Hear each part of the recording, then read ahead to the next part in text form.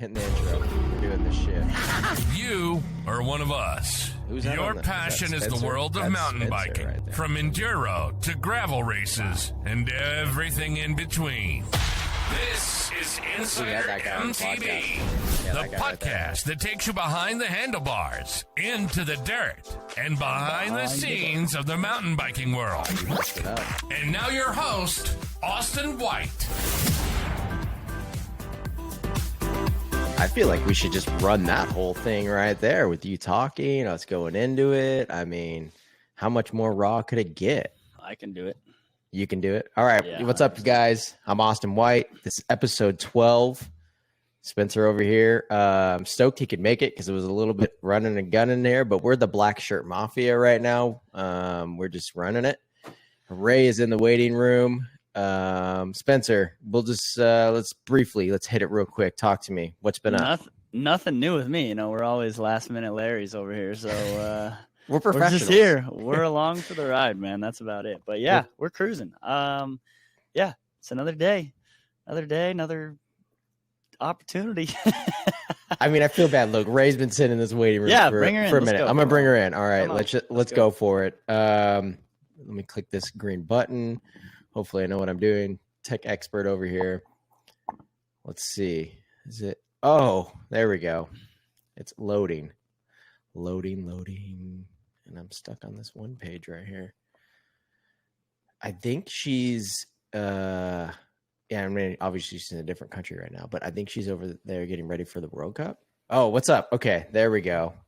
Hello, I'm here. What's up, Rae? Hey, Rae, how's it going? Hey, first off, sorry, we're running a little late here. Spencer was running. That's why you sat in the waiting room for a little bit there. No worries at all. All right, our main guest, our only guest for tonight, Rae. Thank you for joining us. First off, sorry for us being a little bit of a shit show right now. I know that you kind of know Spencer. I know we were riding at one moment together at Sea Otter and you guys had interaction. I don't know. Do you guys know each other, or is it just like, oh, he rides Enduro, I know him? I dealt with Spencer a little bit when he worked for 100%. And then now he does stuff with DVO. So connected with the DVO stuff. But I was in his area before Sea Otter. So I got a little tour guide of his local tracks, and then obviously Sea Otter with you too. So yeah, okay. A little bit short. It's kind of like the I see him at the races type of guy then. Okay. Or yeah. Pretty much, which I barely do any of that nowadays. But yeah, when I was working for 100%, I was doing the social media stuff for them, and yeah, I've known Rae for a little while. Yeah, welcome to the Insider MTV. I'm sure Jesse's in the background wanting to be on the podcast instead of you, probably. So, Jesse's the guy who helped me line this one up. I mean, but we were trying. I feel like you're a hard cat to get. You know, like at Sea Otter, I was like, "What do we got to do to get you on?" And you had just such a crazy schedule. Sea Otter was tough. It's a short week and it goes really, really fast. And I think the only slot that you guys had, I was practicing for, I don't know. You're just in high demand. You're in high demand. I don't know about that. But yeah, finally teed it up and stoked to be on here. No, that's cool. I know at Sea Otter, we were talking, you had like some insane house that you were staying at that Spencer was super jealous of. What was up with that situation there again? Wow. Yeah, we landed on our feet in Sea Otter. That was just amazing. One, it was quite a last minute decision to go to Sea Otter. We just decided because it was a good race leading into the World Cup, and it's halfway around the world for us to Europe. So, you know, we can do one long haul flight, stop, race, and then do the next long haul flight to Europe. So like perfect, get to see Liv and DVO, all the sponsors. So yeah, and then one of my sponsors, 5Dev, who do those really sick titanium cranks. But their mountain biking components are their like side passion project. They're kind of real jobs. They've got contracts with like NASA and SpaceX and the US military to make sick like titanium. I don't even know what. Like, I think they made a window on a spaceship for one of the SpaceX spaceships. So you're going to the moon is what you're saying with this pretty much. Yeah. So so I've never met these guys, and they offered ages ago accommodation for us if we went. So we said yes, because obviously that saves quite a bit of money, especially that area, and they're right by the venue, so we're like, perfect. And first time meeting these guys, and they were awesome, but obviously their company's doing quite well with all these contracts, and they just hired or rented this massive mansion. It was huge. I felt like a royal person would be able to live there. Like, I don't even know, like 7 bedrooms. It had like a tennis court, a swimming pool. It had a games room with like a massive, like pretty much movies and like ping pong. And oh my God, it was insane. And they brought their personal chef. They share a personal chef, the two owners. So they brought their chef to the races. So we didn't, all the food, everything was made for us. It was different living for me for sure. And I loved every moment of it. I understand why Spencer was jealous now. Yeah. Wow. Yeah. I heard, I mean, you kind of were describing some of it. I didn't know the chef, 7 bedrooms. I mean, it was insane. Wow. Yeah. The chef is the best part, in my opinion. Yes. And he was incredible. Absolutely incredible. No way. Wow. Yeah. Okay. So would recommend, you know. Yeah. if you get a chance. Yeah, 10 out of 10. Yeah, I think the week before, McLaren stayed there. So yeah, it was a baller house for sure. Holy moly. Can I travel with you? I mean, I feel it was just a fluke. We kind of managed that or just said yes and didn't really know. So you had no idea. Know? You were like, oh, these guys got a house. And the typical thing is like, yeah, we all stay in one thing. And then you show up to this. It wasn't until the day that we're going to check in and they sent us the address and just like went on Google Maps and we're like, hang on, like zooming in and be like, what? Like, what is this? This is crazy. Wow. So it was a good time. I had a great time. Well looked after at Sea Otter. I think I know who we need to sponsor the podcast. Well, all right, let's take it a step back. Let's allow Rae, if you want, to introduce yourself a little bit. You're Rae Morrison. You're from New Zealand. You're Liv's poster child. You ride for Liv and Camelback and DVO and a couple others, 5 Dev. And you're Miss Enduro, right? So you've been racing a long time. You do a bunch, and this year you've kind of come out swinging. You changed some things up from my understanding, and have been crushing it, right? Yeah. Well, it's a good introduction. Thanks. Yeah, seriously. I think this. We worked it out. I think this is my 10th year on the circuit, or at the end of the year, it'll be 10 years. Yeah. So it's been a long time on this World Cup circuit. It's been good. I've been with Liv for 8 years now. So majority of my career is spent with Liv, which has been incredible. And yeah, it's been quite cool. Like when I started with Liv, it was they had just brought out the Enduro bike and needed an Enduro athlete. And the stars aligned and I got signed with them. But I was kind of, Liv paid for me to be on the Giant factory team.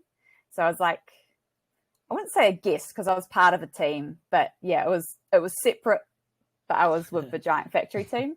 And that was, again, incredible opportunity. But then through my years, I've seen it develop from, being part of another team. And then they brought on Liv Racing and then they brought on more athletes. And just seen it develop into this, amazing thing it is today. So is that like when I first met you, remember at Sedona when you wrapped yourself around a cactus?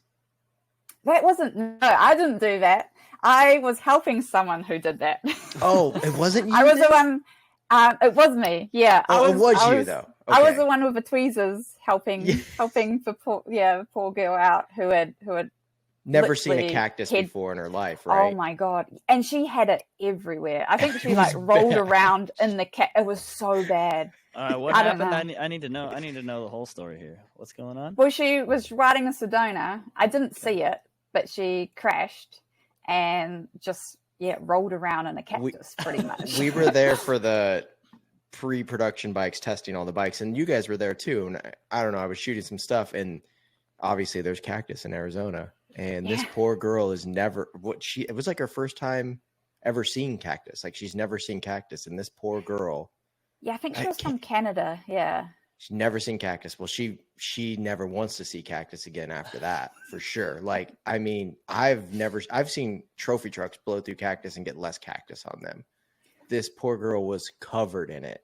I mean, head to toe. She didn't show up the next day for riding, right? There's no way you could ride after that. No, because I think like I was there for a wee while, but I was like pulling out. Or she had it on both hands, up her arm, on her back, kind of on her chair. Oh, it was everywhere. Were they the jumping cholla ones that break off, and now they're like, oh yeah, those things. And it was like a dead one too, so it was all like the black ones in her, and it was really bad. And she was like, "What do I do? Like, do I go take a bath?" I'm like, "That's the last thing you do because you're gonna get everything infected." Like it was bad, like hospital bad.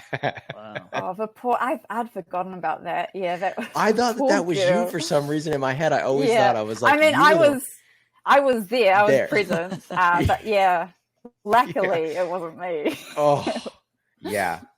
No, that was, and I feel like they did Sedona a few times. Did you do that a few times? I can't remember. I only went there for once. And then we went to like that Jerome Trail. You guys were like shuttling. Remember, it was like pretty far away. Yeah. Oh, yeah. That was a big. Yeah, it was a big drive. Yeah. Yeah, I just remember you guys. They were like, "Hey, we're gonna go drive to this place that was from Arizona, and I never even heard of this place." And then you guys made me do that trail, but then you guys only did one lap, and I was just like out there in the wilderness, and I was like, "Are they ever coming back?" And you guys never. And then I think only McKay came back, and I was like, "Where did everyone go?" And he's like, "No, we're done." And I'm like, "What?" Yeah. Yeah. I think it was like an hour drive away. Oh yeah. And then it was. The shuttle laps were like an hour too, right? They were it was really, it wasn't a quick up the side of a track shuttle. We had to go like out, back on the highway. Yeah, it was. And you guys were out there shooting giant stuff or giant live I think stuff, it was when DVO, they were testing the DVO for OEM and for the team. I didn't know how much I wanted to say. I was just like, I was there filming. Okay. Yeah. I mean, we got to give the people a little bit of backstory. Okay, backstory. I mean, like everyone. I mean, not every team does a team camp, but you guys, Giant and Liv, do it somewhat of a team camp every year, kind of getting people to getting your team together, right? And this is what that was. Okay, cool. And you were shooting there, Austin? Yep. Yeah, shooting that and the pre-production bikes before they came out, type of thing. Cool. And DVO was testing suspension on the bikes And this girl that wrapped herself in a cactus, was she on the Liv team, or she wasn't on? She was a staff rider, but she. She was testing out the like OEM stuff for the bike. So yeah. Oh, that makes it even worse, right? You're not like, hey, I want to just go and help test some suspension. It wasn't even like, I'm paid to fully be here and this is my job. Like, oh, wow. Yeah. I feel like we need to get her on the podcast just for 5 minutes to get that info of if she's alive, anything, Yeah. But yeah, so at Sea Otter, obviously that worked out for you guys. Got the sweet house and you won pretty much everything. The queen of Sea Otter. Yeah. When you're well fed and well rested, it's like, the stars have a limit. Oh my gosh. Did you like go back for lunch each day too? Or was you just, eating peasant food at the venue? I mean, the chef meal prepped center with the what? No. The chef stayed in the mansion the whole time. But yes, he made lunch for us. and then he got it delivered to Wow. Yeah. This was what led you to the success there? This is what it is? Absolutely, yeah. That's what she said. All that, yep, for sure. Wow. Okay. Yeah, Spencer, food's important. you might want to take some fucking notes right now, bud. That's why she's ranked 8th in the world, and I'm not even on the list. Well, at least she said hi to us when she was climbing up on a transfer stage. I feel in royalty right now, you know? So where the hell are you right now, Rae? I'm got in a dragon Slovenia. behind you. Okay. I know, yeah. I don't know. For the people that are just listening to the audio of this, she has this amazing painted dragon in the background in the house that Looming over her head. Yeah. I need to know the story behind that because I actually don't know. I just accepted it straight away. Yeah. I need to ask more questions. I love it. I just thought that was your bedroom. Yeah, no, I am. Wow. We are unlocking some great stuff today. So you're in Slovenia. Yes. I'm in Slovenia. We did a Enduro World Series here like years ago. It's on the border of Austria by Petzen. But the Liv Racing team physio, this is her house. Okay. And yeah, I've just come stayed for a little bit because she's awesome and the tracks here are awesome. So I've got a long break now as well before I race in September. So yeah, just cruising around Europe. I'm a little bit confused because at the beginning of the year I got told that you're retiring, but then it's kind of like this half retiring, or what is it exactly? Can you explain it a little better? It's a developing scenario. Okay. Here. Okay. Okay. So at the end of last year, I was decided that this is my last year. This year right now will be my last year. And at the end of that, I'd hopefully move on to like an industry job or like a team job as a staff, but not as a rider. And then coming through this year, like pretty much after Sea Otter and having fun at Sea Otter, I started having like an identity crisis. Be like, oh my God, like racing's all I've known and I still love it. And what am I giving up? Like, am I making a right choice? So I've got a really cool maybe opportunity that I'm going towards with the Liv Racing XC team. But then I still want to do a bit of racing on the side. So from a full-time racer chasing all the World Cups to a part-time racer, just like cherry picking the races that I want to do and I'm excited for. So yeah, there'll still be Rae the Racer, but then hopefully, develop into something more post-racing as well. That sounds like an ideal scenario, honestly. I mean, that's racing the things you want to race when you want to race them. And I mean, I don't know. It seems like you've had, correct me if I'm totally wrong here, but a little more success again this year. It seems like you've been enjoying it more, and maybe that turns into results because especially the first couple rounds, you really, really kicked ass, right? And maybe you're enjoying it a little more, and that's helping you ride your bike better again. I know also you've changed some things with your program and stuff and flipped what you were training just on its head and changed everything. And she's got chefs delivering meals to the races. There you go. I need to somehow get him to Europe, so that would be I love next this level. Holy shit. But okay, so it was kind of like, hey, I'm retiring, and then it was like, oh shit, like maybe I shouldn't retire. I'm doing pretty good, and what's up? That's kind of the gist. Pretty much. Well, like the reason for retirement, it just felt like a good time. I've been in the sport for a long time. I felt like I've kind of reached my potential with the Enduro World Series. And it's a long commitment. Like I'm normally away from home for 5-6 months of a year. So it's just, it gets a little bit old for more years you do it. So yeah, that was kind of the direction. But then, I guess it's one of those things that when you have no pressure because it's the last year, you don't care anymore. You're just like YOLO. And obviously the results come with the less pressure. So I'm like, damn it. It's a really hard balance to to get. But yeah, like I still love racing, and there's still some races that really excite me. There's a lot of races that don't excite me. So I'm like, wow, I just won't do those. Yeah.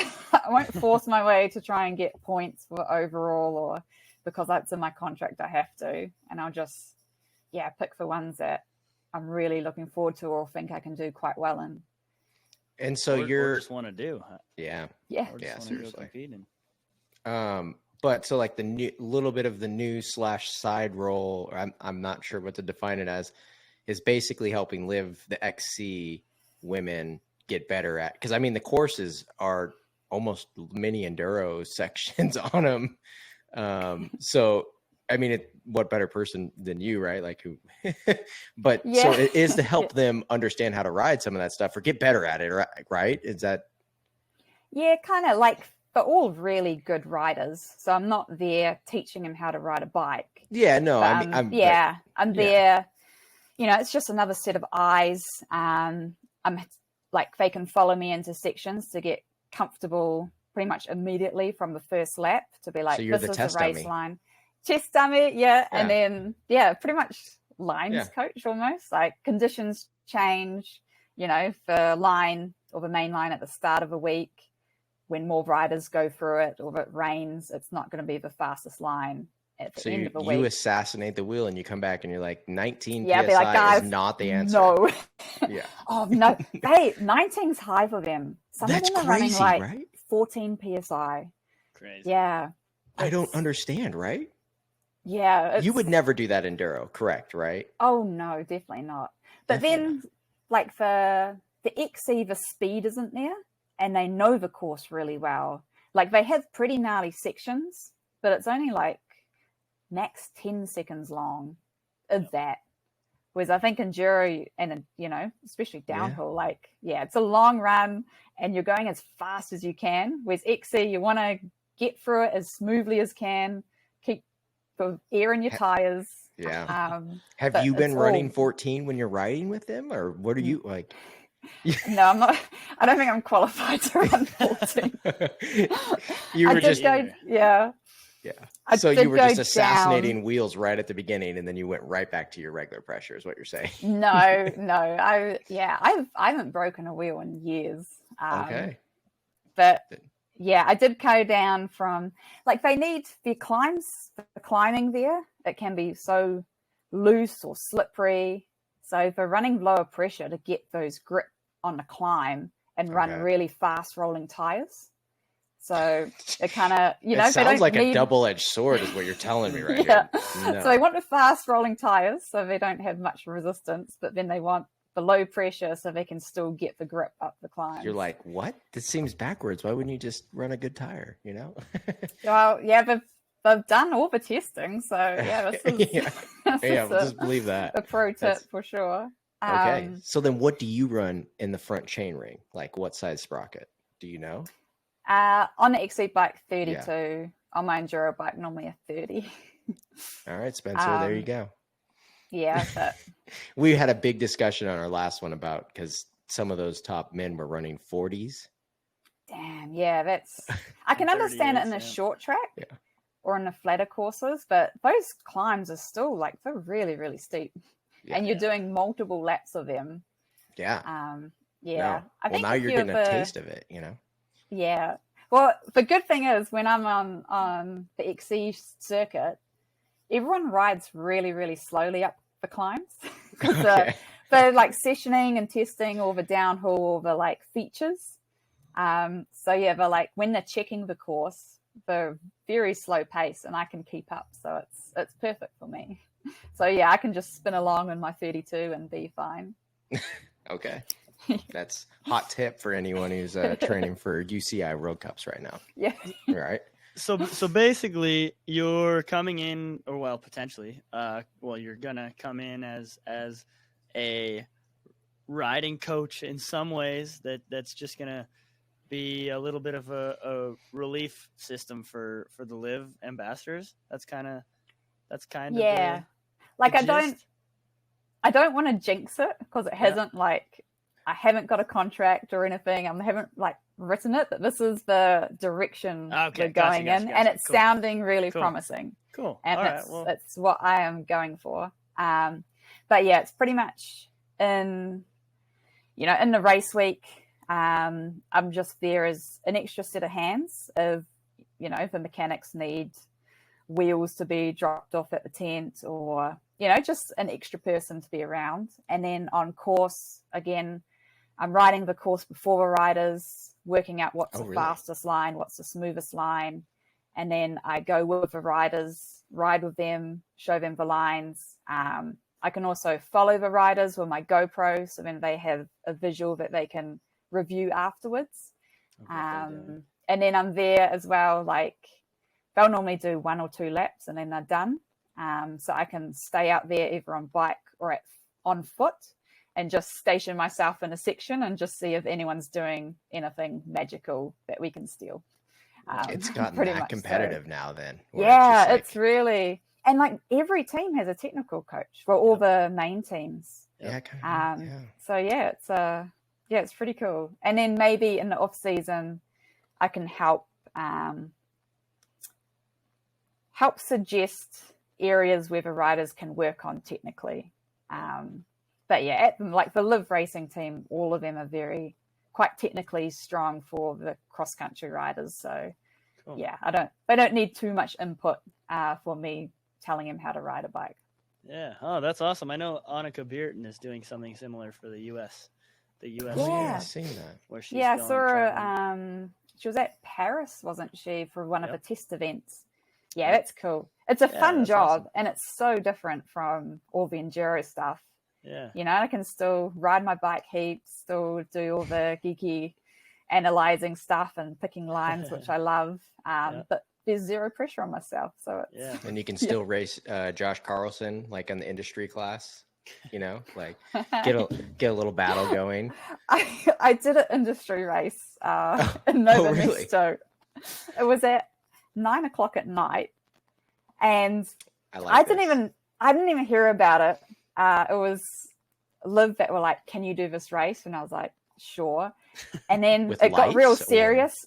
It was pretty much on the short track course with a little bit extra of like urban stuff. And I just thought it was just going to be like random, mechanics, managers. But the spectators were everywhere. No All the spectators were drunk. We had like the screen with all our names coming down. We had a commentator. No way. Like you got number plates and everything? We got number plates. There's a beer tent where people could stop and have refreshments mid-lap. Yeah, it was so way bigger than I thought. And the whole state, like there's so many people. It's like, wow, this is not what I expected. Is that happening at every every World round? Cup? Like what's or just it was just been in Nova Mesto. Something the UCI is actually doing right, man. No, I'm liking this class. Yeah, it was I would recommend it. It was so much fun. And there were so many people. Well, what did you finish? Like what did you what place? First woman. I have no idea overall. Okay. I think top 10 overall. Top 10. So yeah, I'll take it. All right. Yeah. All right. I like this. I mean, I feel like by 9:00 I've had at least 2 or 3 beers. It probably wouldn't be any good position for me. So you wouldn't. Yeah, I know. You wouldn't sober, but that's okay. Hey. Gosh, Mr. 32 is just mad that I run a 34. Just so being honest. It's okay. It's okay. Yeah, we all can't be as good as you, Spencer. It's Rae. Hey, it's not all about the chainring size. Yeah. Apparently. Yeah. All right. So so you are. Go ahead. Who's running a 40? Keegan Swenson, Chris Blevins has been. They go back and forth between a 40 and a 38. And then what's his name? Right on the Paris team. I always forget his name. He won 1 round, and then his chain dropped. Not on Team USA, but on Bier. I can always fuck his name up. Bjorn. Bjorn Ryder. Yeah. Yeah. An American kid. All right. They run big chain rings. Wow.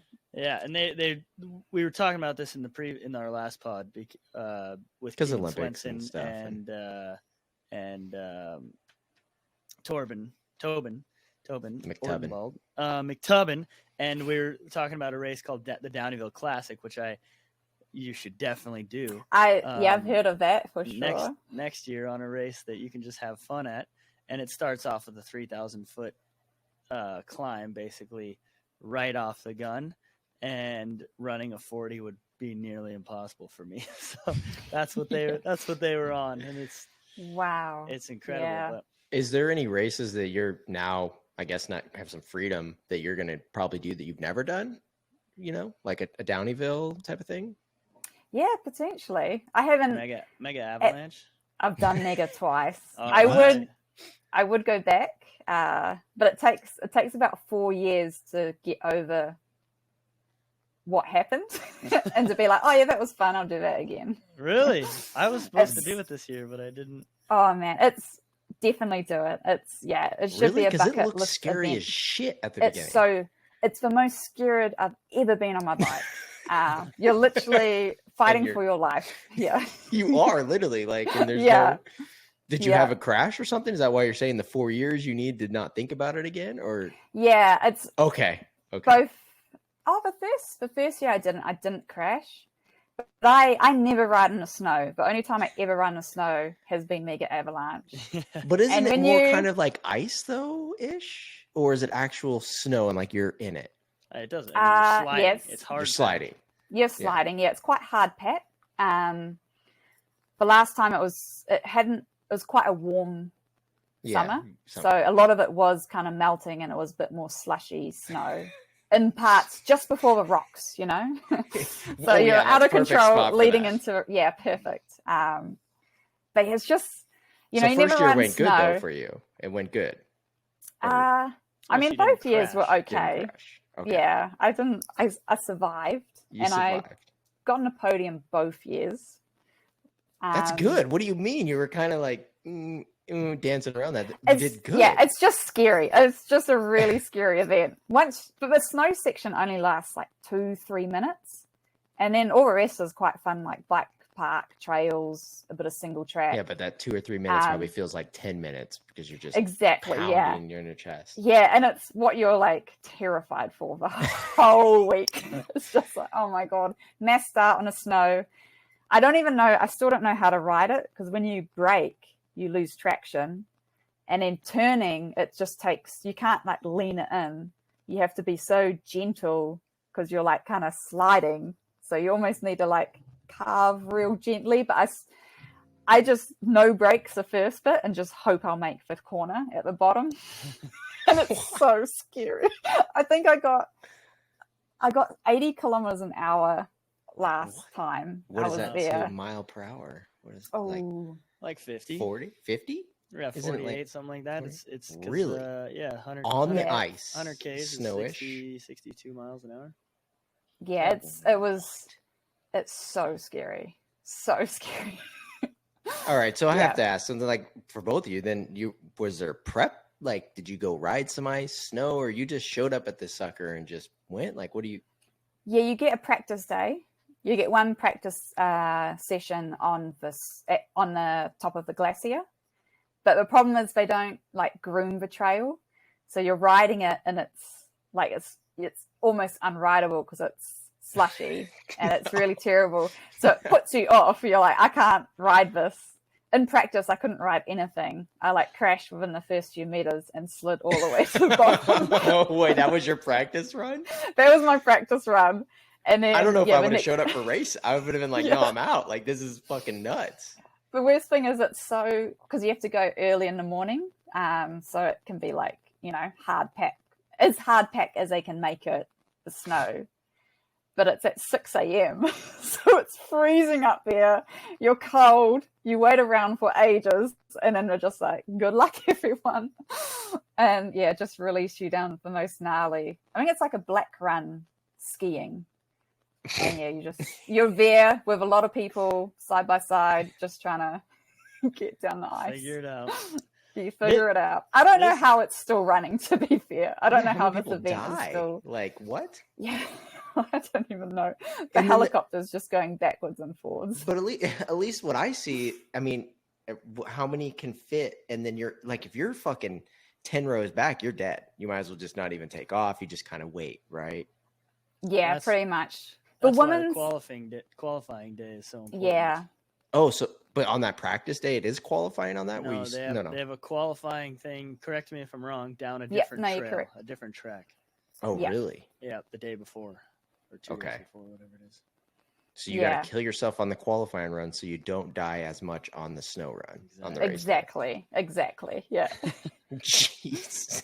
For women's isn't as bad. I think the year I did it, we had 30 women, which is still a bit, but if you can get out in front, you're generally, no one's going to take you out. Whereas the men, there's like 120 at least. So they do actually limit it though.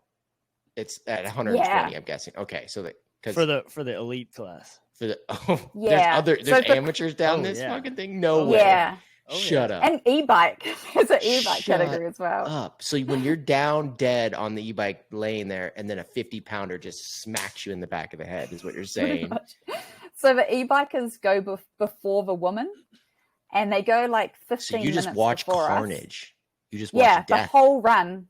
I am passing. I'm trying to on the snow, which I can't ride, and there's just bodies scattered everywhere and bikes everywhere. You're just trying not to hit these poor people out of. It's a wild race. Don't let me put you off though. It's very memorable, and you'll look back with fond memories. Not half shell. 100%. 100%. Okay. Yeah, you have to run full face, back protector, and knee pads, and you have to run elbow pads as well. Wow, like it's required. It's required, yeah. But I get it. A lot of races in France require at least knee pads, full face, and back protector. Yeah. Oh. Yeah. Okay, America's just like fuck it. Yeah. You die. Perfect. So what are the races you want to do then? Yeah. What are on the map? Well, I haven't looked too hard because I need to know just what the schedule is for the. I'd like to do Sea Otter again. But like a fun race, is there like some fun stuff? Sea Otter should not be on the fun list. Yeah, I know. The fun would be TDS Enduro. Okay. I've done it once. Oh. And it was insane. It was so much fun, and I'd love to do it again, but it didn't quite. Every year, it didn't work with my schedule. So yeah, that would be an amazing one to return to. It'd be quite cool to do one of those like for trans races, like maybe Trans BC or something like that, Trans Madeira. Yeah. But yeah, I haven't looked too hard. I'm just. Get the bucket list together and bring it to us later, and we'll post it. You know, your bucket list of these are the ones that Rae says you gotta go. Sounds good. But I'm open. Like if someone, like with the Dannyville, like if someone has a suggestion, I'll for sure be like, oh yeah, it was. Spencer recommends Downeyville. Any other ones you recommend, Spencer? I mean, I want to do some of these trans races as well. I'm going with you to Madeira or BC bike race, I guess, because those are on top of my list. I think Avalanche is one of them also that I really want to do, but you've done it, so I don't know. Yeah, any of those. I feel like the cooler one-off races they just tend to have an environment that is kind of unlike any other that make it more than just a bike race. The TDS is a perfect example. It's a bike race and there's awesome tracks, but it's so much more than that because of the people around, and going to races like that are so much more fun and enjoyable. And I guess this can kind of segue us into the next thing I would like to talk about. But races like the EDR don't have that much soul anymore, in my opinion, and they're not that much fun to like go participate other than being in incredible places. And I would like to ask you what's your take on where Enduro is, maybe hot topic right now, where EDR is such a hot topic, Boy. And does it have any life left in it? Because I feel like it's struggling. I think, like at the event, it does. With the competitors, like it's still really tight racing. Can still have a good time. There's still good trails. Everyone's still hanging out, before, during, after. It's definitely gotten more serious or more professional But I think the problem is it's really hard to broadcast that. And, the highlights package, I think it's really stepped up this year. Sure. But then it's still 3 days late. And by that time, it's, it's kind of old news. Yeah. Yeah. So it is tough. It's a tough one. It's definitely in a not a dark place at the moment, but it's not at its peak. And yeah, it'd be nice if, I don't know. Well, I guess with the whole Warner Brothers takeover, how they've got downhill, XC, and enduro, and is it their first year or second year? But I don't know. It's early on. I think it's their second year. Second year, yeah. So all their resources and everything is going into the money-making sports, which will be especially XC, downhill, and enduro. I think it's losing in money at the moment. For sure. So all their, It is. All that, and it shows. It shows like the not putting as much resources or money into enduro to try and broadcast it and try and make the package look. You'd have to. It's like broadcasting 6 downhill races. Oh, exactly. Yeah, and the cost of that would be insane, and it will almost be. We're so remote at the moment, and the stages are so long. Yeah. It's a hard one. And then on top of that, they put it on a Wednesday, and you're like, "Oh my god, don't get me started!" Yeah, so. But I'm not asking you to bite the hand that has fed you and stuff. But what can we do on a positive note? What do you think we as riders or industry professionals or whatever can do to kind of put a little more life and bring enduro to a bit of a resurgence? Because it's the most fun discipline to race. So fun. Just because bang for the buck, if you're a consumer, you're getting the most riding in, you're going to the coolest places, and it's something that is competitive but social at the same time, because you can go ride with your best friends or whatever. You ride and then race as fast as you can for up to 10-20 minutes on a long stage, and then after that you can wait at the bottom and be like, yo, good run, how was that, and be social. So from a consumer's perspective, I think that we can keep this thing going, and there's a reason why it grew and got so popular. But what do you think we can do to add a little more fuel to the fire? Yeah, it's definitely a hard one. I think having the local events, even in your country, those are still going to be really big races, and they're going to be high participation.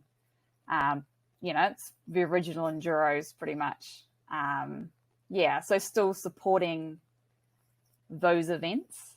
Because I know even in New Zealand, some of the just events in general, there's less participation because the cost is going up, or people are just riding your bike. So I think starting at the grassroots level again and just supporting your local club in your country, travel to, I don't know, areas to do these races. And at the World Cup, I don't know. It obviously needs a bit more money. I think people like, Jesse and Jack and Eddie are doing really well with their YouTube and vlogs, and that's always instant and fun, and you get a sense of what's going on there. I think since Josh Carlson's come on with the EDR, there's been a lot more coverage and positive coverage, and he's going a bit more in depth behind the scenes, what happened in the race, and finding those stories, which we used to have. And I think that's kind of cool, but I don't know. In the ideal scenario, I reckon it would be really cool if they just sold it off and then a new organizer bought it and brought it back to, go to crazy venues like Madeira or South America and those remote places, to showcase the local trails there. Because I think that was, at the moment, it's going to be too costly and too hard to cover for Warner Brothers. Yeah. But if you know, that was kind of the original Enduro, big days and crazy places that no one has even heard of. Yeah. And I don't know. Have you got any thoughts? I don't. I mean, I don't have the solution. I got plenty of thoughts. Stuff, but you're the guest, and we're asking yeah. you. So that's. I mean, we kind of push this question, I think, on everyone. Just see what. Yeah, if XC or anything like that, like, hey, what can be done? Grab all the stuff, you know. Yeah, because I think it's if we get in a positive environment with everything, there's always work that can be done for us and everyone, and especially as athletes and people in the industry. Like, yeah, we're in charge of this thing more than most people think or realize. So we gotta get together and figure out how we can grow one of the coolest sports in the world and get more people on bikes. Girls. I think all of us here want Enduro to succeed, right? Exactly. You know, exactly. The roadmap to get to there, right? It's definitely a unique situation, right? With the broadcast situation, that's what makes it money, right?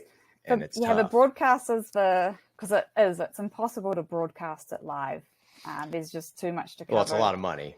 It's a lot of money. Probably not. I mean, I've had to quote on it because that's kind of what I do, but it's an interest. It's tough, man. Like I love Enduro. You guys all love Enduro, right? I think the toughest part is how does it become a good money maker, but then also run the level of having it being a professional sport too, right? It's like all you guys have teams, you're spending money to get there. How do you guys get a return in it if it's not broadcasted, the proper type of stuff? But then how do you also put that on, make them tougher, harder? You guys want to go to these crazy places, but then it's like, where do you get your money if the pros are just getting the money back from payout? Then you got to get amateurs to also be able to ride that. So then the promoter makes money. So it's like, it's a very tough avenue with Enduro racing. Yeah. There's no solution. Definitely. There's no easy solution anyway, or straightforward.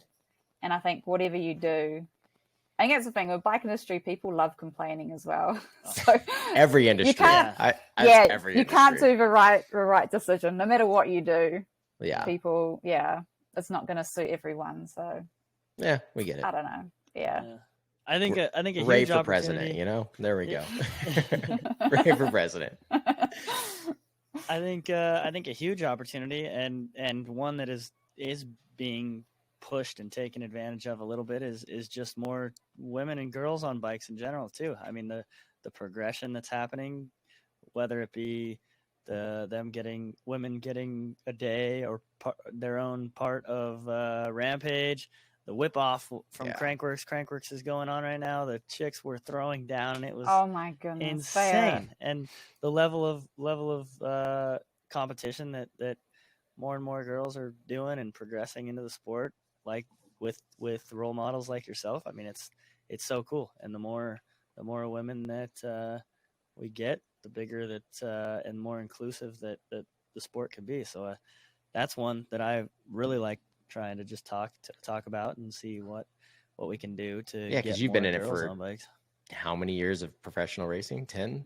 Yeah, about 10. So you've had to have seen it grown a lot, right? Oh my goodness. Yeah. I think it's in a really good place at the moment, like you said, with Crankworks, all the free riders, Rampage, downhill. Yeah, just all across the board.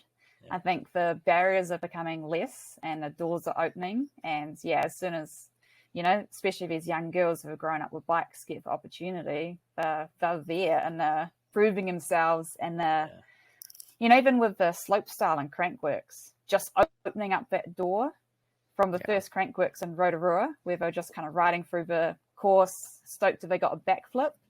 So like now every Crankworks stop they're just upping a game. So I think they made it happen when the men didn't want to race too, Yeah, totally. Yeah. Main show. Yeah, compete. Yeah. So it's amazing and it's so heartwarming to watch where it is at the moment, especially a lot of the Kiwi girls, they're shredding. It's really cool.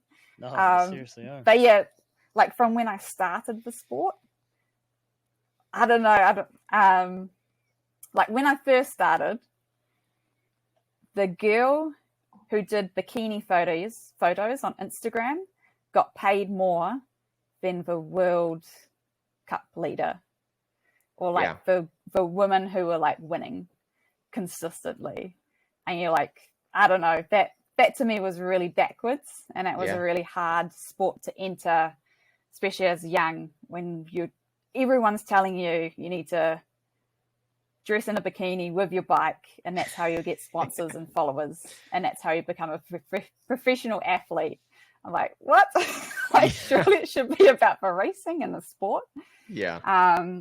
So kind of that backwards, old school view that women's sport's only about looking good. I'm really happy that's far behind us now. And now it's actually, the women's racing, it's exciting, it's tight. It's in a way better place and where it should have been when I started. That's pretty cool. Yeah. I mean, I feel like that, and maybe you could kind of say you're a little bit on the forefront of that, right? Like you were there for the change. You obviously pushed women's racing better. You got to get some credit for that, right? Sticking in, you could have quit and became the bikini girl, right? At a certain point. I know. Or you didn't. You took I'm going to keep racing and chugging along and stay in this sick ass 7-bedroom house in Sea Otter now, like, yeah, for sure.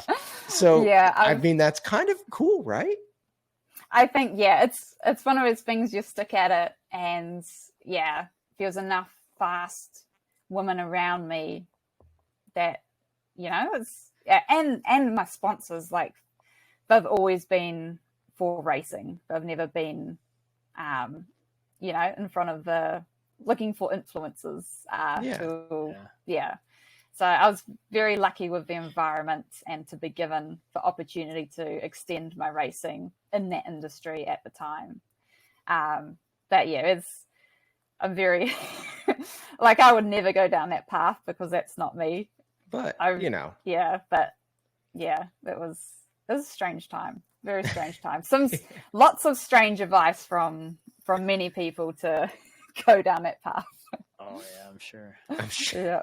We know some names. It's okay. Spencer knows names. It's okay. Well, man, I feel like what have we missed on any subjects or not covered? I mean, I got it. Oh, you got stuff? Hit with some more stuff. Questions always. Okay, man. go. I come loaded here. He's prepared. With his Starbucks, he's ready to go. That's right. Caffeine's kicking in. Last time we saw you, you were here in the U.S. for Sea Otter, which was mid-April. You had just prior to that come from your home in New Zealand, where you live now. You're in Slovenia. Yes. What's it like not being home? Have you gone back to New Zealand once since then? Not this year. This year I'll be 5 months away from home, and then I go back for 1 week, and then I think I might go to America for the XC Cups there in Canada. So this year's particularly long away from home. Last year, who watches the house? What I'm like, we have cats? Flatmates. Do you have dogs? Yeah, we got a flatmate. Okay. Yeah. Flatmate, and he takes care of everything. He's great. But I struggle when people complain that we've been gone for like three weeks. I'll never complain after this. Yeah. Wow. I mean, I guess it's all the scale, what you're used to. But I think initially coming from New Zealand, it's like 30, 35 hours on a good flight path to go home from here. So the travel alone's massive. The jet lag's terrible. And then it's winter at the moment in New Zealand. So if I go home, it's, you can still train, but it's just a bit cold and a bit wet. And it's not so good. Whereas if I stay in Europe, I can train hard. There's races I can do to keep my, race level high. And I hate traveling as well. So if I can limit that as much as possible, that's always good. But I think most of the Kiwis, pro mountain bikers and Australians, most of them will stay over for majority of the summer here. But yeah, actually last year was the first year ever I went home mid-season out of all my racing career. And we went home for, I think it was 6 weeks, because there was such a big break in the middle. And that was weird. It was so weird to go back and then come over again. But how does that work with the finance situation? I mean, like, it's almost like, why do you have a house there, right? And then if you're like, so you're paying rent on this place that you're not going to, and you're getting Airbnbs, I guess, or for you're crashing at places like how? Yeah, well, it's not like we own the house and we have flatmates. So, we pay a little bit, but most of it's covered by the flatmates that are there. And then, when we're over here for a long time, we do long-term Airbnbs or stay with friends as much as we can to lower the costs.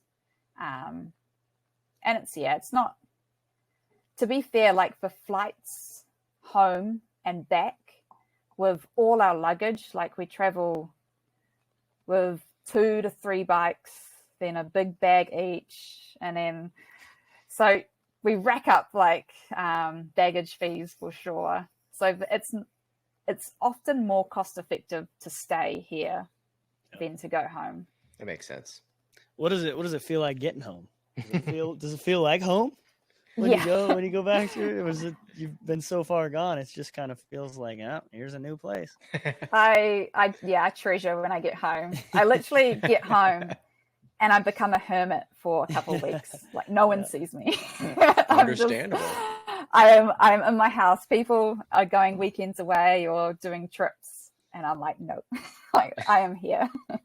Yeah, takes about 2 weeks, and then I start venturing out again. Wow. Start decompressing. Oh, that's awesome. Yeah. Wow. Yeah. That's so then do you just have, it seems wild to me because like I'll drive somewhere and if I want, I'll just bring multiple bikes.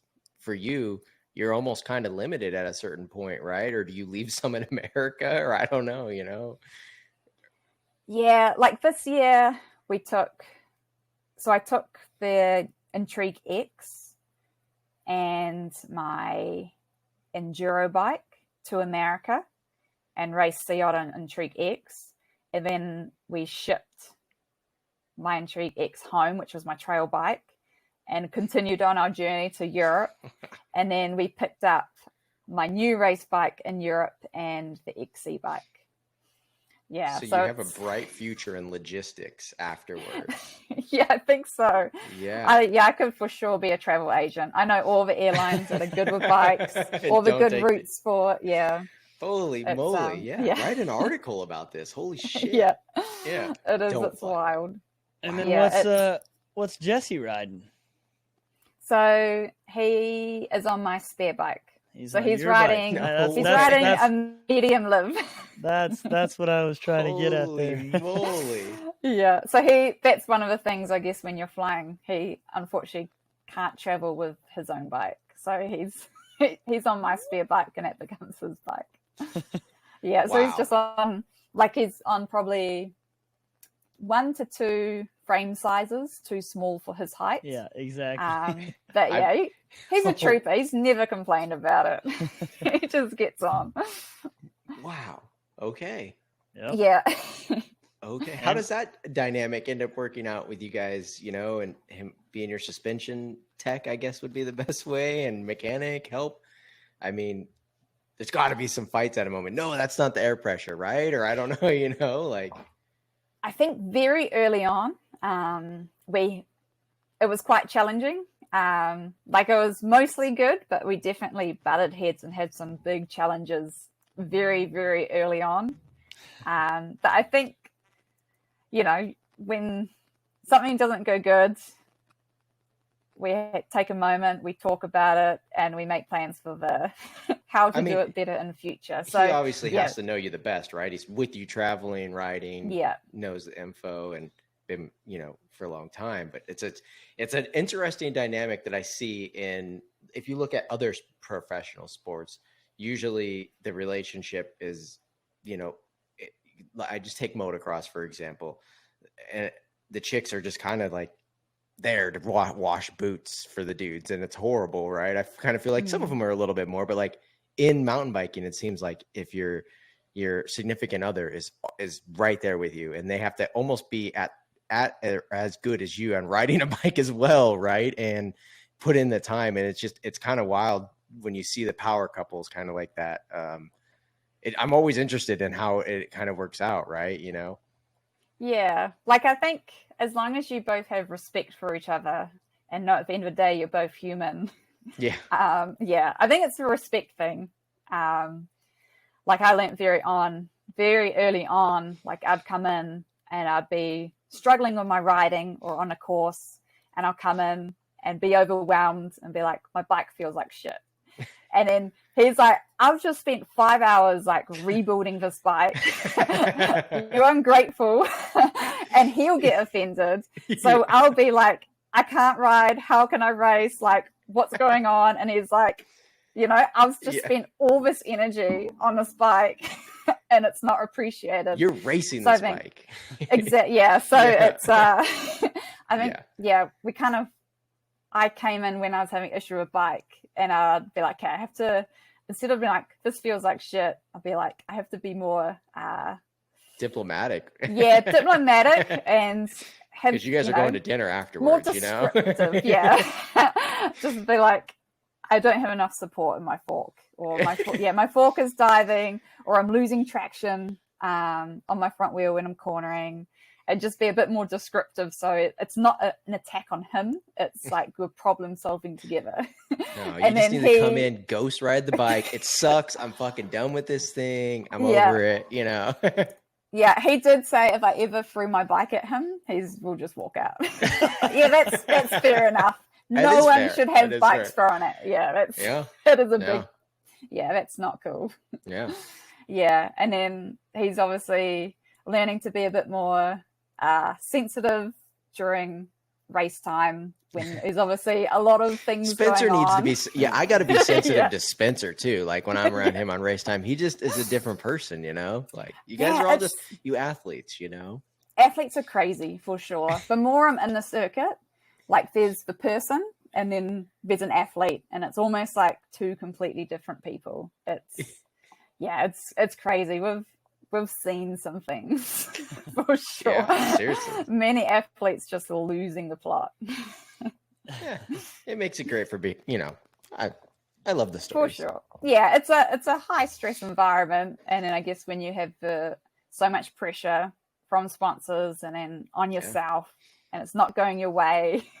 So if I see you guys on the flight and you're not sitting together, I could see that the fork didn't have the right air pressure, is what I'm hearing, right? Like, exactly. He didn't want to change it. Yeah. Yeah, because you, Rae, you're pretty in tune with your bike, obviously, and Jesse's the expert mechanic, suspension guru, so he's gonna set you up on what feels right, and maybe it doesn't feel right for you. So I can see where you guys could butt heads a little bit, and shoot, I would. I'm way too hard headed. I'd be like, no, this is right.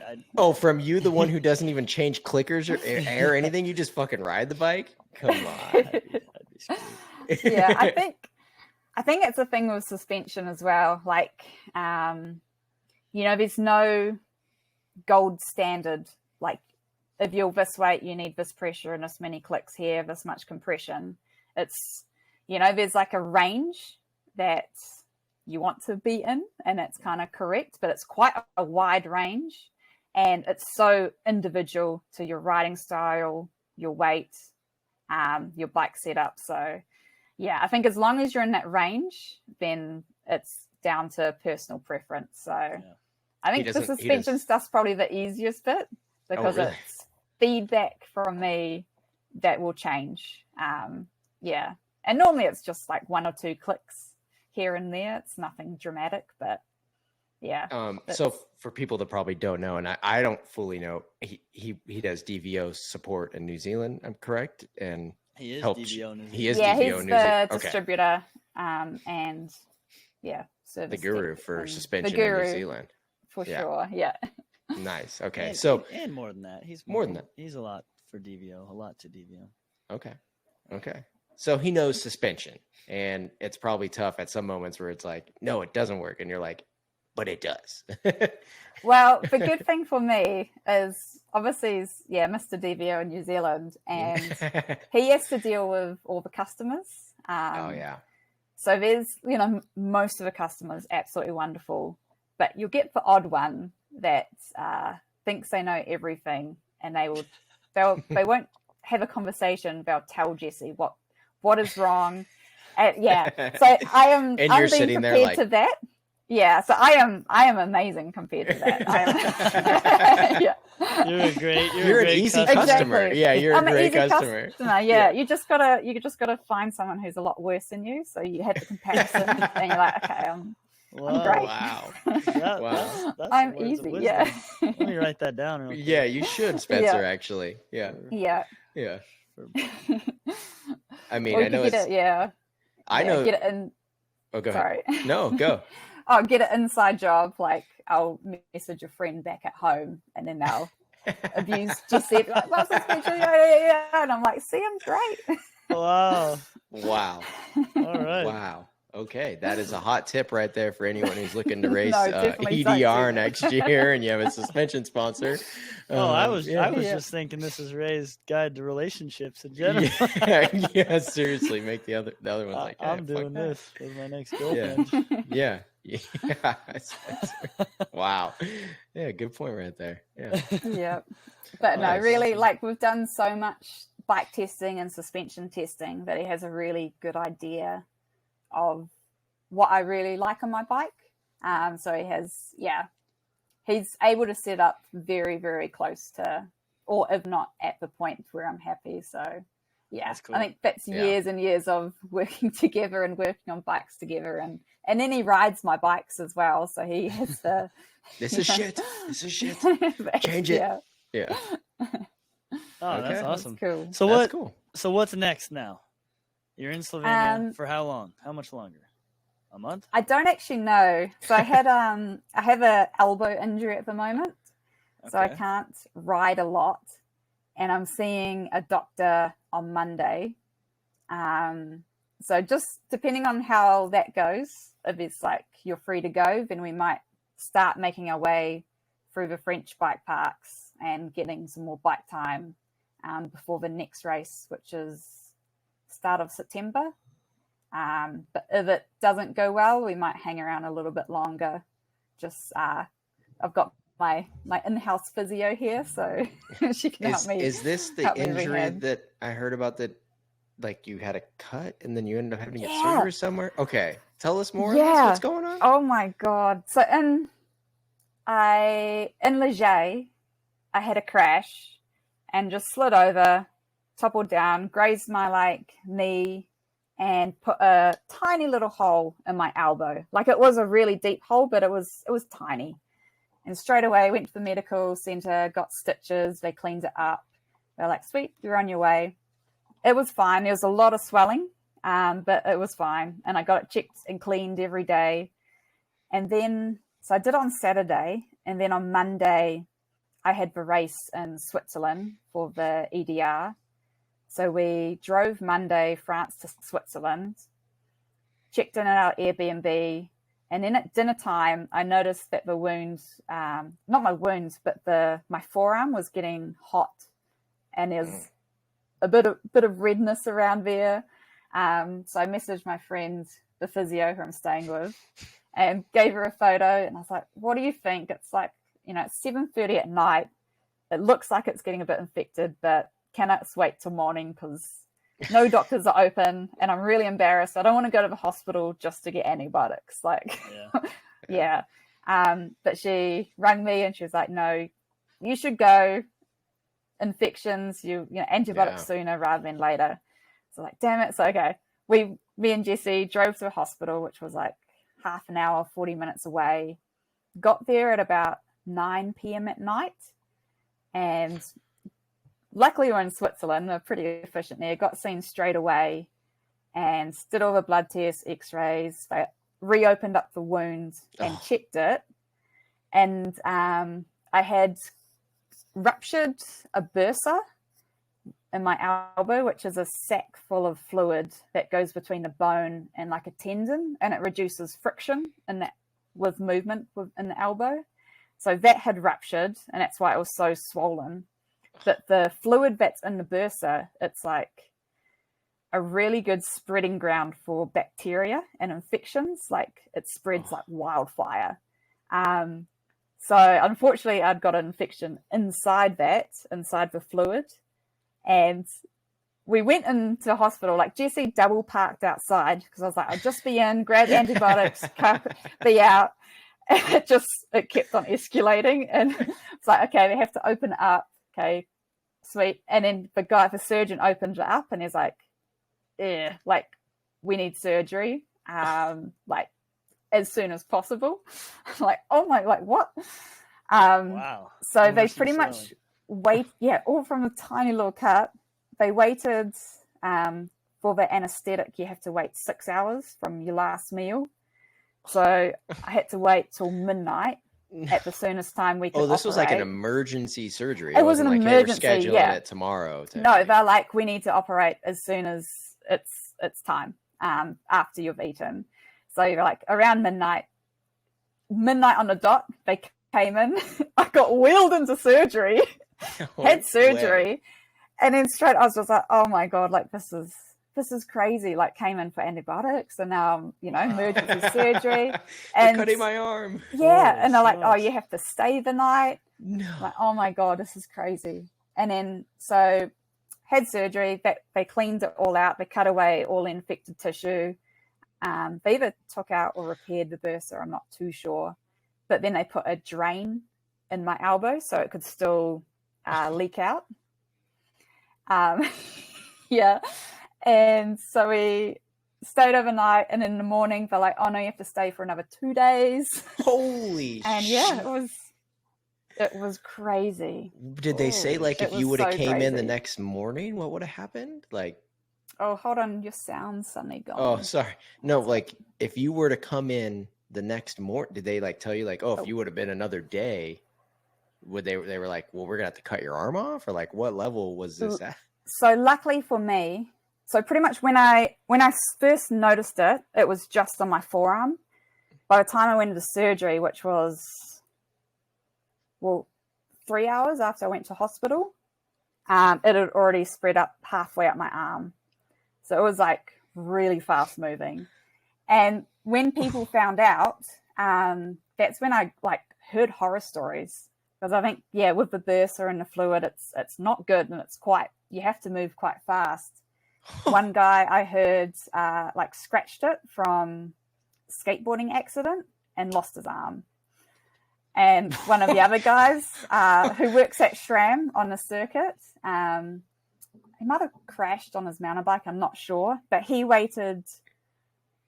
So he kind of had the same situation as me, but he waited till the next day, so probably only 12 or 24 hours after, and he was in hospital 5 days, and they talked about amputation. They're like, if this doesn't work, we have to cut your arm, like take your arm away, otherwise it's gonna travel through your body.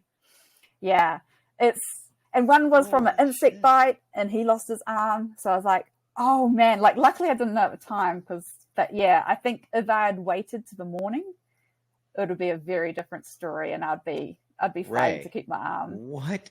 Crazy. Yeah, it felt unreal. Yeah. It was... How's your arm doing? Yeah, what does it look like right now? Yeah, it's good. It's normal size. Okay. They had to, so I had a drain in for 2 days, and they removed the drain, but they left. So I had a surgical hole, and in the original hole, they made it bigger so it could push all the gross stuff out. And they left it open, so they didn't stitch it up. So just through the next week, it could still continue to push out. So I've still got like the cut, but it's looking like it's back to the normal size now, and I can start to put a little bit of weight through. And I've been riding my bike on the road and kind of gravel tracks. So yeah, it's getting a lot better. It's no longer halfway green. No, we're good. It was, It was a moment. It was a moment, yeah. And I was at first, like, when I went to the hospital and then I realized I needed surgery, like, I was like, oh man, because I was doing all right in the overall for World Cup, and racing was in a few days, so I was super disappointed. And then in the morning when I found out like how bad it could have been, I was like, oh, okay, it's in perspective. Yeah. You're like, this is why I never retire again. Wow. Yeah. Oh my God. Yeah. So infections, if in doubt, straight away, don't be ashamed and embarrassed to go to the hospital like I was. Just go. My gosh. Wow. It's wild. Okay, so you have your arm. I have my arm. It's a functioning arm at work. Yeah. Okay. Wow, I feel like I just like don't really take care of that shit. Damn. Man, yeah. Even like I've had so many stitches in my life, so many grazes, cuts. I was like, I've never had any issues with gnarly infections or anything like this. So, yeah, I'll be a lot smarter for future now. Wow. Well, yeah, glad you're all good. Yeah. Wow. Me too. Yeah, me too. Thanks. Yeah. Wow. Okay. I don't know how I'm gonna ride now. Cool. Yeah, I'm gonna rethink some shit for sure. Wow. Yeah. Yeah. That's wild. Okay. So did he move from the double park spot or? Yeah. So he did. Yeah. I think he waited maybe 20 minutes, and then when they're like, it wasn't just a go in for antibiotics. They're like, oh no, we need to open up the stitches and just have a quick look. Then Benny came in and he was like, okay, it's not he's not waiting in the job. car, expecting you to come out, and you're in surgery. 3 hours later. Hey, I left someone here a minute ago. I'm a little bit confused. Yeah. It was so crazy because when I first went on, I felt so stupid because it was so little, like for redness and swelling, it just looked so little. And then when they're like, oh, we need to do emergency surgery, me and Jesse kind of looked at each other like, are we being scammed? Like, You're like, I walked in here fine. I'm confused. Yeah. You got the wrong paperwork? Or... I feel fine. Like, yeah. Is this a money-making thing? But no. Literally. And then you wake up missing a liver or something? Or you're like, what? I just found a scar on my abdomen. Yeah. I'm like, oh no. Yeah. Wow. Yeah. Okay. But yeah, Switzerland hospitals though, so good. Like everyone there was super friendly. The food was amazing. Not quite personal chef amazing, but still pretty good. He's listening. He's gonna be really pissed that you said that, you know? For a second. The dog. Wow. The Swiss. Okay, so right now it's just getting that elbow back. And then, yeah. And then back riding. Yeah, pretty much. Yeah, it'd be good to do. I've been riding quite a bit, obviously road riding. I've put my bars right up so I've got like no weight going through my arm. But yeah, it'd be good to get on some more dirt trails and single track. I've missed it. Superized bars, big superized bars. Yeah.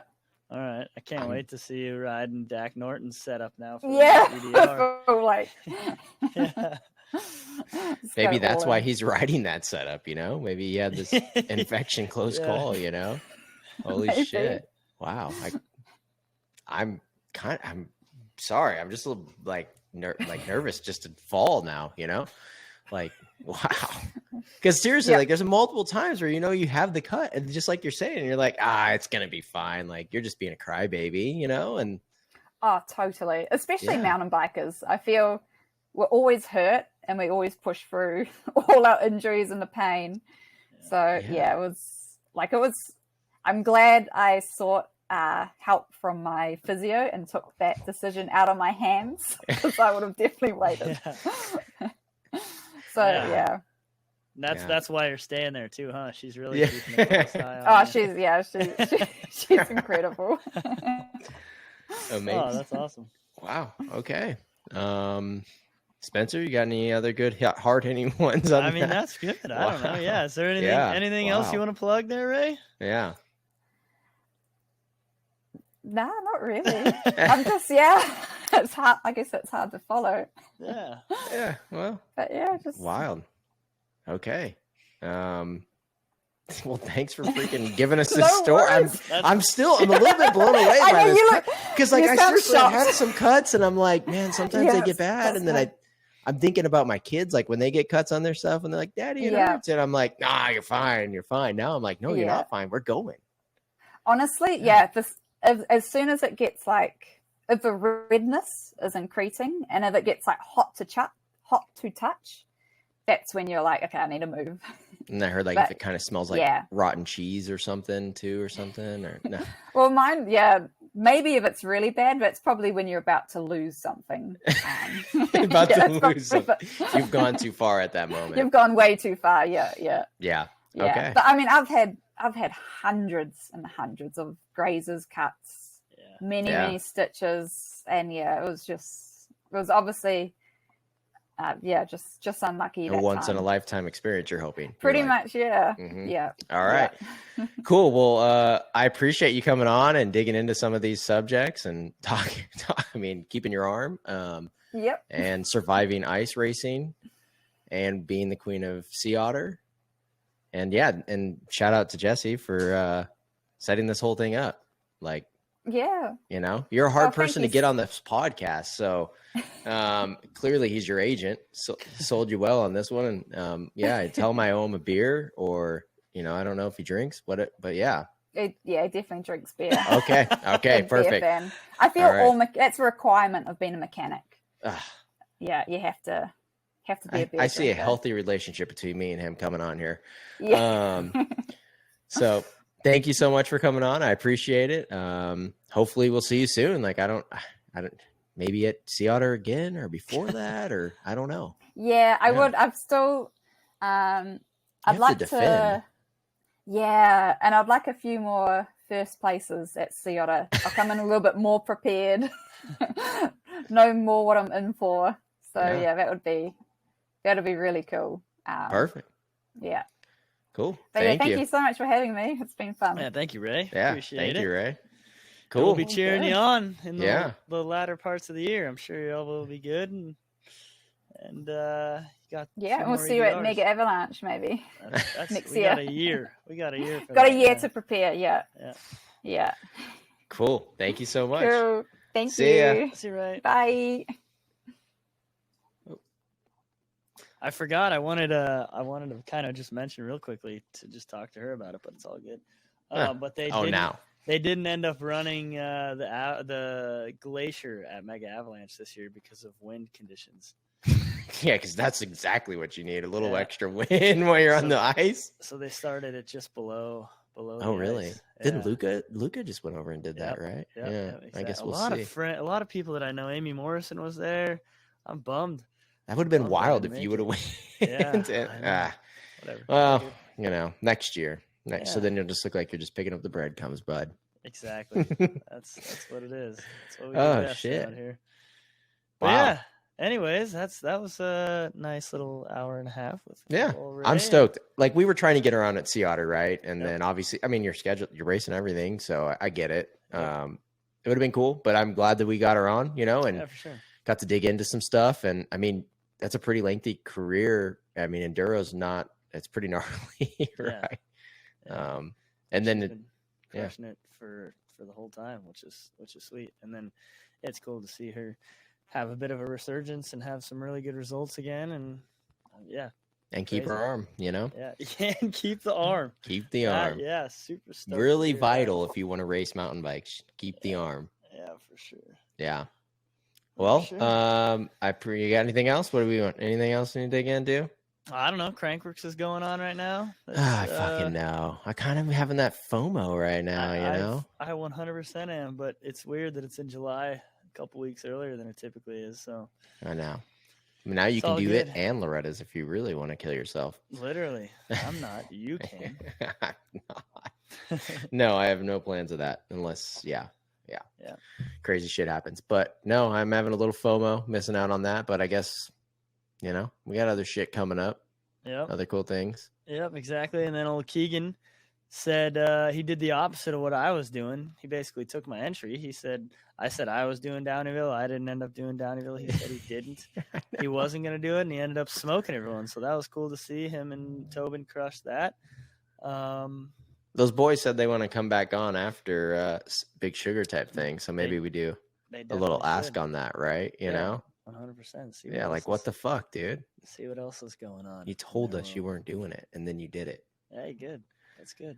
That's good. We got Olympics are pretty fucking close here. We're days. Start today, I think. Oh, Olympics, really? Oh, yeah. Snoop Dogg running around just lighting blunts. So I think the opening ceremony is today, Friday, July 26th. Or maybe it's probably happening right now. Yeah, but pretty close to them boys racing here soon. Yep, exactly. Yeah. We got some Olympics stuff. Team USA, don't let me down. Yeah, let's go. Yeah, I know. That'd be good. Yeah. There's some other stuff going on that seems cool too, you know? I don't know where I was going with that. Yeah, that was horrible. I had some other shit on my head up there. Stuff that I can't talk about yet, but hopefully I have some news to talk about someday in my life. Gotcha. Maybe. Yeah, I don't know. Let's wrap this one. All right, great. Yeah, let's wrap it. Yeah. Sounds good. I need to get my fucking coffee in that I don't drink. But all right. Thank you all for listening. Check us out, social media, Instagram, Insider MTB. You can check us out on Apple Podcasts, Spotify Podcasts, and I believe Google Podcasts, but I'm not quite sure because I got an email saying some shit that it's changing. And if all fails, you get us on YouTube. Watch this video if you really want to see our boring ass mugs, and then you want to see that dragon that was behind, and then the Coca-Cola sponsorship that hopefully is coming to Spencer because it's in every single shot. Yeah, so YouTube, Apple, Spotify, you can find us. For sure. Maybe Google. Don't know. But all else fails. InsiderMTV.com has the podcast. It's a lame website, but you can listen to the shit. So thank you all for checking out. And yeah, deuces, I guess, at this point. Right on. Thanks for listening.